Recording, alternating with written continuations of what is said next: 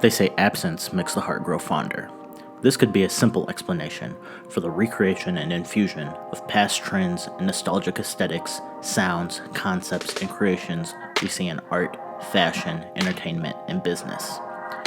We see nostalgia being heavy-handedly produced with recreations of childhood entertainment and products. We see nostalgia-infused concepts bringing forth original ideas. We see nostalgia for older eras causing stylistic influence as well. All of this happens in varying degrees of success. With this, there are questions that arise. Is all of this nostalgia good?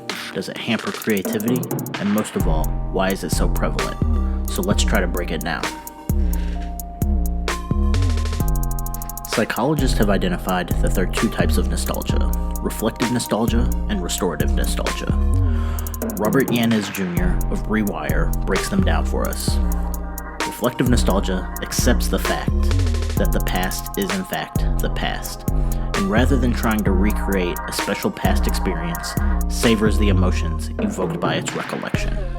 Restorative nostalgia, on the other hand, romanticizes the good old days, in stark contrast to the current harsh reality and longing for a simpler time that may not have really existed in its idealized form in the first place. This type of nostalgia comes up a lot in the political sphere, and according to Professor Hal McDonald, restorative nostalgia, involving a desire to rebuild the lost home, views the past with an eye toward recreating it, a desire to relive those special moments.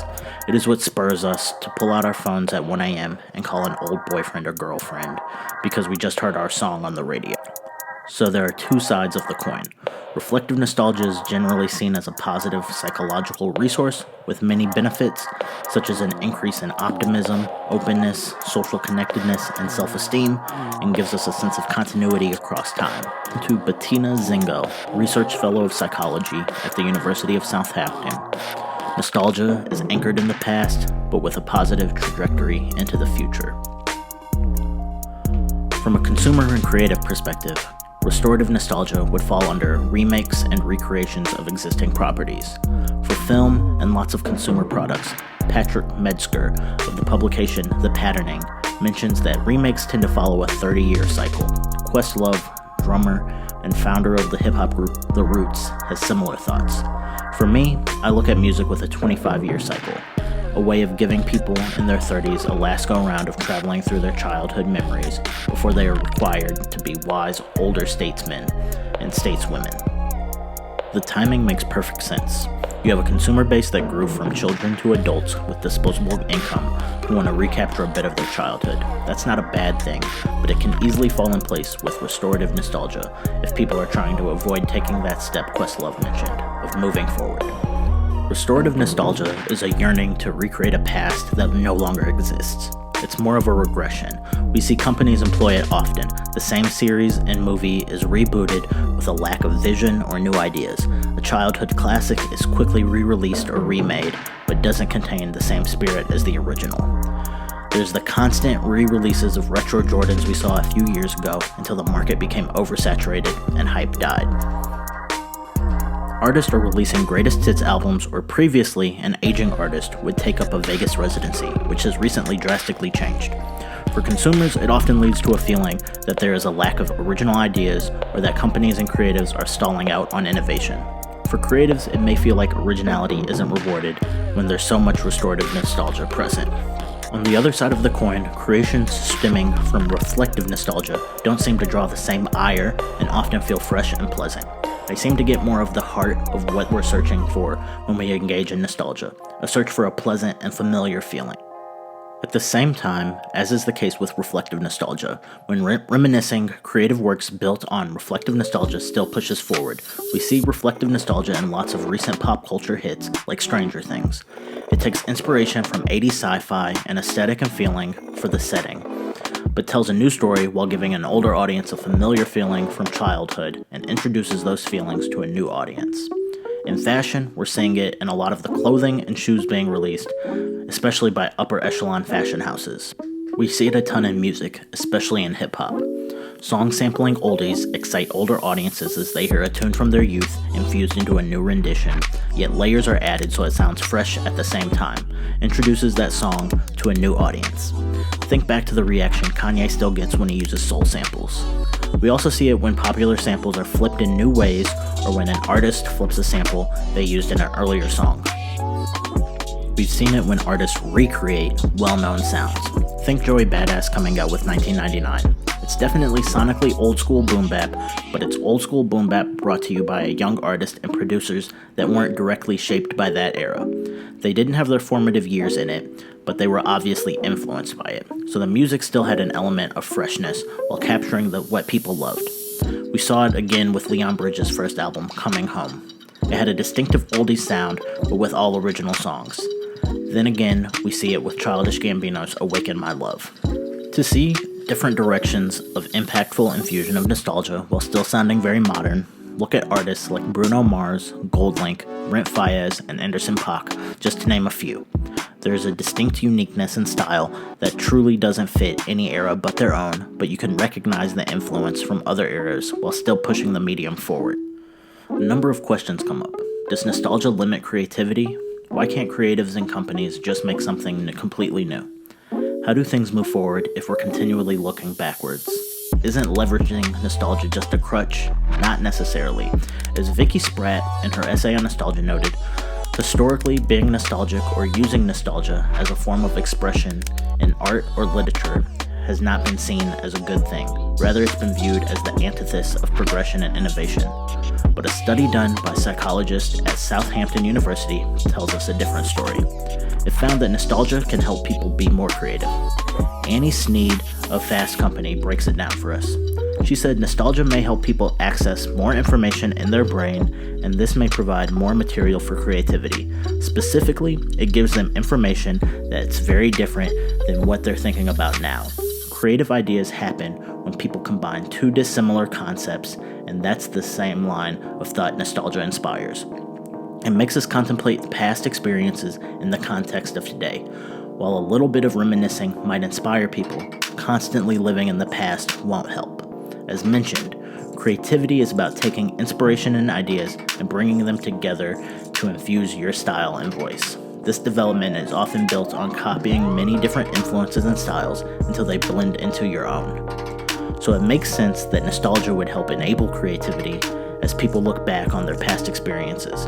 But as mentioned, constantly living or trying to recreate the past won't help. So again, it depends on how nostalgia is used, whether it's in the reflective sense or the restorative sense, on whether it will boost or hamper creativity. Nostalgia is prevalent for a number of reasons, with the biggest being that it works. As mentioned earlier, with the 30-year cycle of nostalgia in pop culture and children becoming adult consumers with disposable income, Patrick Metzger mentions, artists working in popular mediums are rewarded for making art that appeals to this audience, for the simple fact that it makes money. From a business and marketing perspective, nostalgia makes the job easy as it quickly creates an emotional connection. It works as a shortcut. Normally, companies use their budget to hit their audience with a number of advertisements and previews to build familiarity for something new because familiarity increases likability. This is known as the mere exposure effect, but nostalgia marketers don't need to build familiarity. It already exists, just like the emotional connection to a product that they try to create already exists. The whole process is streamlined. It also saves companies money on research and development. A company doesn't need to find out what a consumer wants to buy next if they can capitalize on producing what the consumer wanted in the past and get them to spend money on that. That's one reason nostalgia can be so prevalent. A couple other reasons are escapism and social media. Those two go together in how they drive nostalgia. Bettina Zingal mentions that nostalgia is a resource that people can use to cope with life's challenges. Times now are nothing if not challenging. Nostalgia allows us to connect with the peaks of the past and even idealized versions of it. The majority of adults turn to nostalgia at least once a week, Zingal said. But this could be conceivably more frequent now if people are feeling overwhelmed, depressed, or isolated by what they're seeing in their social media feeds or on the news.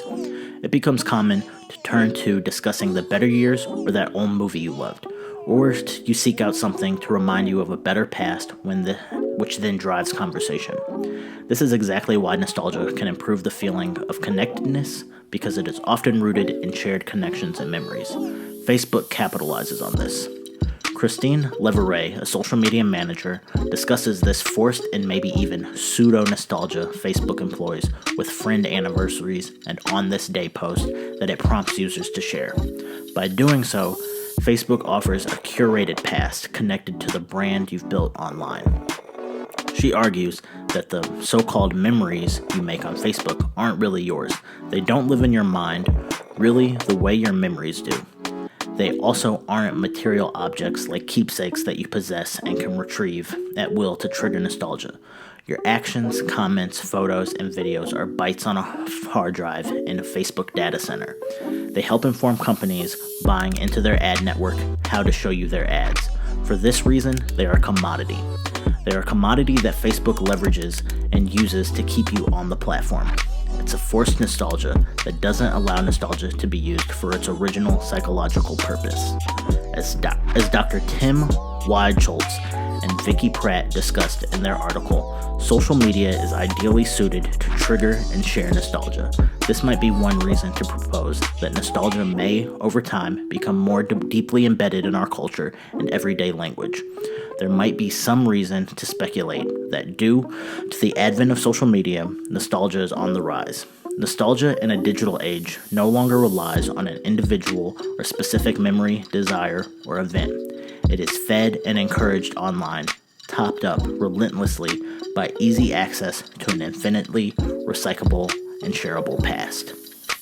Then there's the younger generation, like Gen Z, a generation that has never felt like the world they live in is safe. They're all post 9/11 kids, where terrorism, mass shootings, school shootings, police brutality, environmental destruction, and more not only seem as part of life, but are amplified and consumed on social media. Pair that with the already negative effects of social media on the brain that drive depression and anxiety, as you not only share your life, but constantly compare it to others, and nostalgia seems like a great way to cope. Even if it's by leveraging another generation's nostalgia, they can easily learn about and access through the internet. However, it is a dangerous coping mechanism of nostalgia not built on their own memories, but nostalgia built on an imaginary and idealized past. It can distort the creative cycle mentioned earlier. The problem is, they may not have another coping outlet that reminds them of a better time, if the times they remember have felt hard and unsafe, which adds to the proliferation of nostalgia. So what does this all mean? Nostalgia is a powerful tool for artists and businesses alike. Creators are responsible for how they use nostalgia going forward and should consider making more work that builds on reflective nostalgia, which acknowledges the past, captures those intimate feelings, yet keeps pushing forward should they choose to take advantage of it. Lessening the use of restorative nostalgia until there's a truly new take on an old classic will help keep the actual memories of it positive. Connected to the past is important. The ease and frequency we recreate elements of it and then idealize those elements can create a feeling of stagnation or even regression. Leaning on restorative nostalgia less frequently may lessen the criticism related to using nostalgia in art over time and give it more impact, because like anything else, too much of anything isn't such a good thing. Thank you for watching. Really hope you enjoyed the video. If you did, please hit the like and subscribe buttons. Leave your thoughts in the comments, or leave suggestions on other artists and topics I should look into next.